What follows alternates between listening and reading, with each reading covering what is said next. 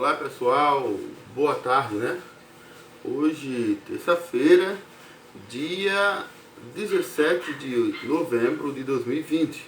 Estamos iniciando neste exato momento mais uma videoaula, diretamente da plataforma iônica da FTD. De acordo com o nosso cronograma de aulas, nós temos às terças-feiras aula de matemática e ciências. E assim o faremos. Antes de nós iniciarmos a aula, quero somente lembrar mais uma vez que nós estamos já trilhando, né, para o final de mais um ano letivo. Em poucos dias estaremos encerrando o ano letivo de 2020. E mesmo diante da pandemia do novo coronavírus, nós estamos conseguindo, né, graças a Deus, realizar nossas atividades através dos veículos de comunicação e informação, a internet.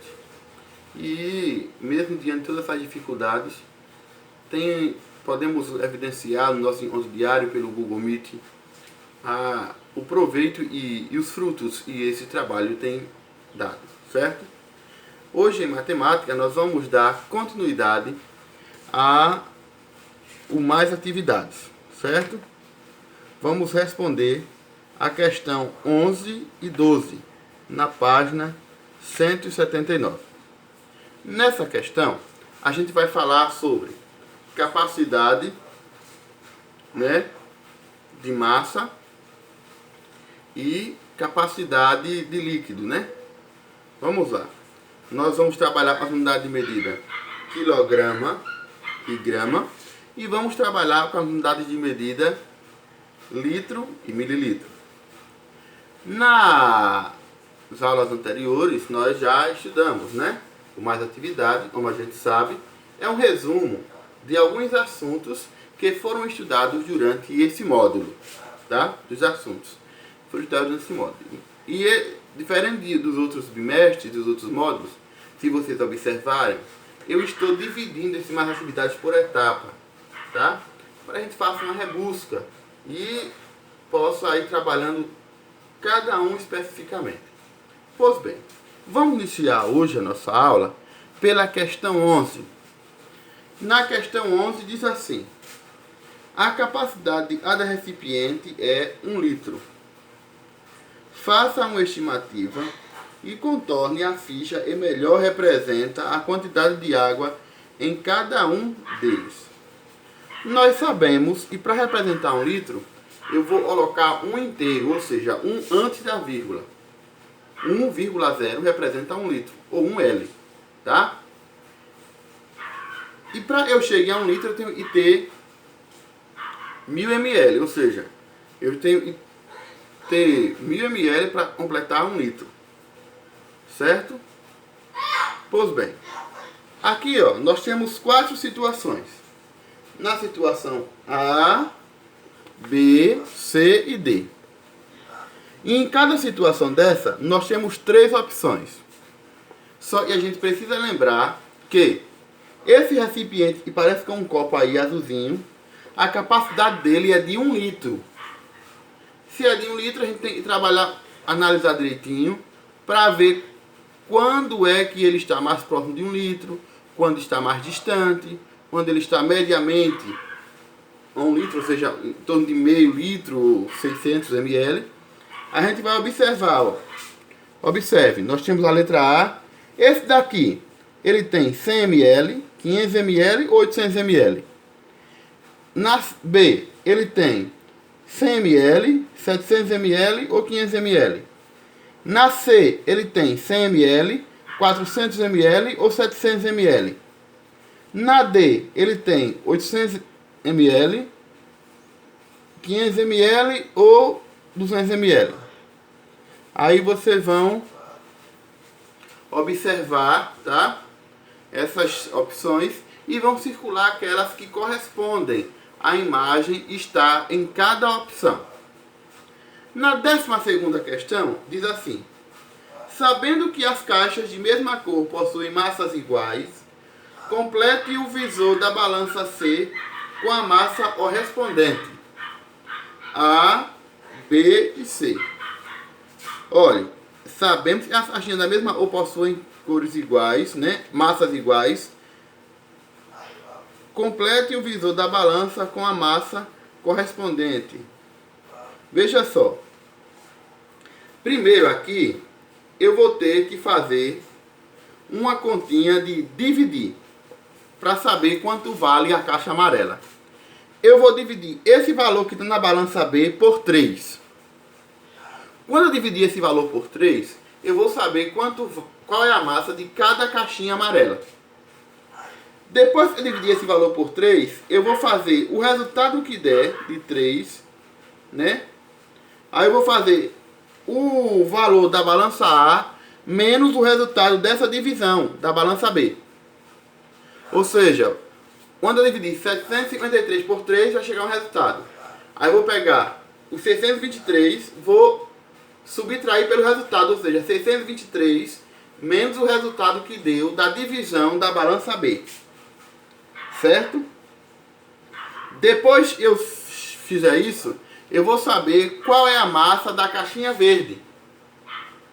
Aí, para eu saber o valor que eu vou colocar na balança C, no visor da balança C, eu vou vou multiplicar o resultado que eu fiz da operação do resultado da B, da balança A menos o resultado da B, e vou multiplicar por 2, porque é o valor da caixinha verde. Então lá eu tenho duas caixinhas verdes. Aí vou multiplicar por 2. Depois que eu multiplicar por 2, eu vou somar com o resultado que deu da minha divisão da letra B. Aí eu vou saber quanto é que vai dar no visor da balança C. Certo? Primeiro, eu pego o valor da balança C e divido por 3. Depois, eu pego o valor da balança A e faço uma subtração, coloco 623 menos o resultado que der da divisão da balança B.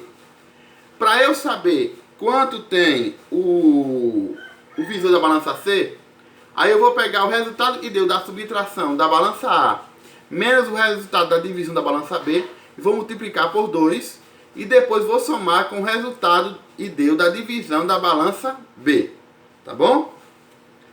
Aí a massa que você indicou na balança C é maior ou menor do que 1 kg. Depois que você indicar a massa, você vai dizer aí abaixo se essa massa que você obteve é maior ou menor que 1 kg.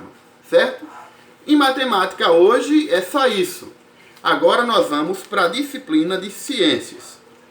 Tá? E hoje em ciências, na página 211, nós vamos estudar a pressão atmosférica. Tá certo? A pressão atmosférica. O ar atmosférico exerce uma força sobre a superfície da Terra e sobre a superfície dos corpos que estão sobre ela. A atuação dessa força corresponde à pressão atmosférica. A pressão atmosférica atua sobre os corpos em todas as direções. Nesse momento, ela está agindo sobre você, mesmo que aparentemente você não perceba essa pressão. Para ajudar a compreender esse assunto, observe o experimento que Giovanna realizou com os colegas na aula de ciências. Aí nós temos a Giovanna. Ela utilizou uma seringa, tá? Como eu também posso mostrar para vocês. Ó, se eu pegar essa seringa aqui, puxar aqui, ó, eu estou trazendo ar. Mas se eu colocar meu dedo aqui e for pressionar ela, o êmbolo dela não vai. Por quê? Porque existe uma pressão aí dentro. Agora se eu tiro meu dedo, ó, vai rapidinho. Porque a pressão foi liberada. Certo? Aí nós temos aí, né? Tem o número 3 aí. Tem aí 3 e 4, porque nós já respondemos 1 e 2 na semana passada. 3 e 4. Por que o êmbolo da seringa voltou sozinho a uma posição próximo à inicial?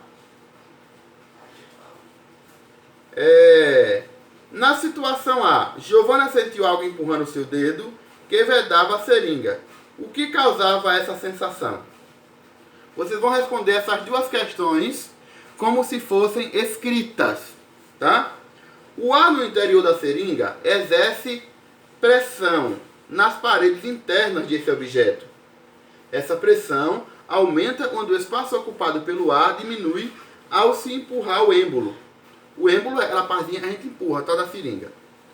Nessa situação, a pressão interna se torna maior que a pressão atmosférica e empurra o êmbolo para uma posição próxima à inicial. Com o êmbolo da seringa nessa posição, a pressão interna e a pressão externa se tornam equivalentes, ou seja, exercem forças pares, né? Há uma pressão para fora, mas também uma pressão para dentro. E as duas estão ali medindo esforços, né? Como se fosse uma balança com 2 pesos e 2 medidas, ou seja, pressão bem semelhante, tá certo? Em ciências também hoje esse é o nosso assunto, por enquanto. E eu espero que vocês tenham compreendido. Desejo a vocês uma boa aprendizagem, boa aula. E qualquer dúvida, não esqueçam, vocês podem deixar aqui embaixo, no balãozinho da ou tiraremos logo mais, a partir das 13 horas, pelo WhatsApp. E também lembrando que das 15 às 16 horas é o nosso encontro diário pelo Google Meet. Um forte abraço no coração de todos. Boa aprendizagem e até mais. Tchau, tchau.